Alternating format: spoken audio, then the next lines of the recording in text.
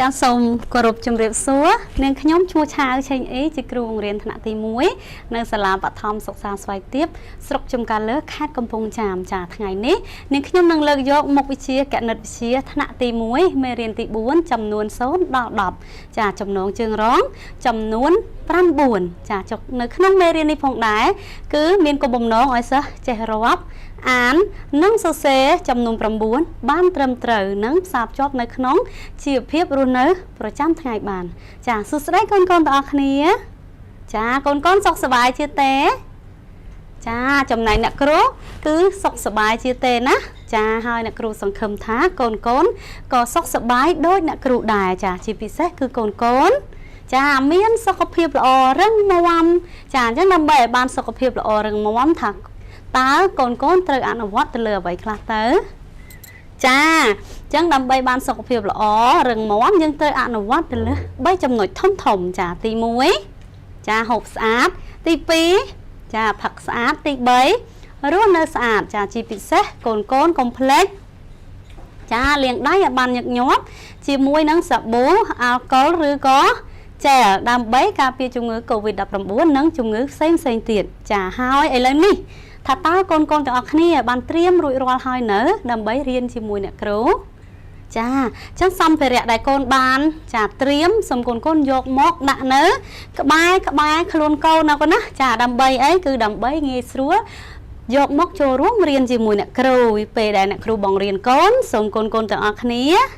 ចាតាមដានសង្កេតនិងស្ដាប់ដោយយកចិត្តទុកដាក់ចាលើសពីនេះទៅទៀតសូមកូនទាំងអស់គ្នាជួយចូលរួមធ្វើសកម្មភាពជាមួយអ្នកគ្រូពីចម្ងាយទាំងអស់គ្នាចាអរគុណអ្នកគ្រូសង្ឃឹមថាកូននឹងជួយចូលរួមណាកូនណាចាតោះអង្គុយត្រង់ខ្លួនហើយកូនមើលមកអ្នកគ្រូចាអញ្ចឹងអ្នកគ្រូសួរកូនថាតើអ្នកគ្រូមានដាក់កិច្ចការផ្ទះឲ្យកូនធ្វើដែរឬទេកាលពីមេរៀនមុនណាកូនចាអ្នកគ្រូដាក់ណោះចុះកិច្ចការផ្ទះនោះអំពីអ្វីដែរចាគឺអ្នកគ្រូឲ្យកូនសរសេរលេខ8មែនទេកូនចាលេខ8ចំនួន2ជួរចុះកូនសរសេររួចរាល់ហើយឬនៅចាតោះឥឡូវនេះផ្ទៀងផ្ទាត់ជាមួយអ្នកគ្រូណាកូនណាចា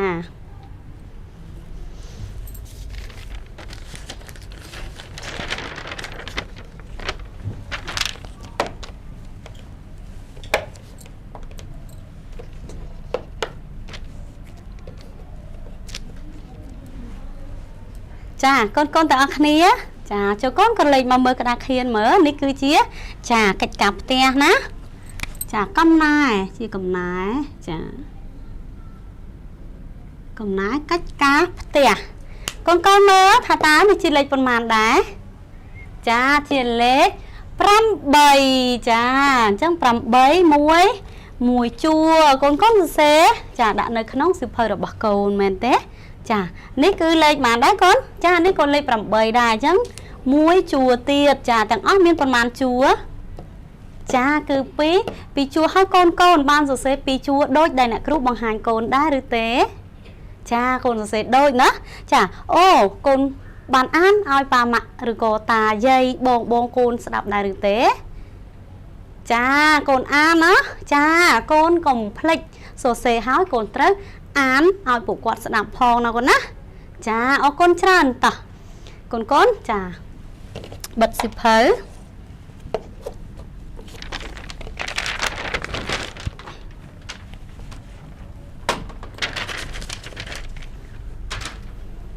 ចាតោះកូនយើងបានចាផ្ទៀងផ្ទាត់ទៅលើកិច្ចការផ្ទះជាមួយអ្នកគ្រូរួចរាល់ហើយចាអញ្ចឹងកូនប្រាប់អ្នកគ្រូថាតើមេរៀនគណិតវិទ្យាថ្ងៃមុនយើងរៀនមេរៀនអ្វីដែរកូនមើលកូនចូលរួមឆ្លើយប្រាប់អ្នកគ្រូកូនចាគឺយើងរៀនចំនួន8មែនទេកូនចាអញ្ចឹងកូនលើកម្រាមដៃកូនមើលថាតើ8ចាម្រាមដៃចំនួន8ប៉ុណ្ណាដែរសូមកូនលើកបង្ហាញអ្នកគ្រូទាំងអស់គ្នាចាមកលើកមកកូនចា8ណាកូនណាចាតោះឥឡូវនេះកូនផ្ទៀងផ្ទាត់ជាមួយអ្នកគ្រូ5 3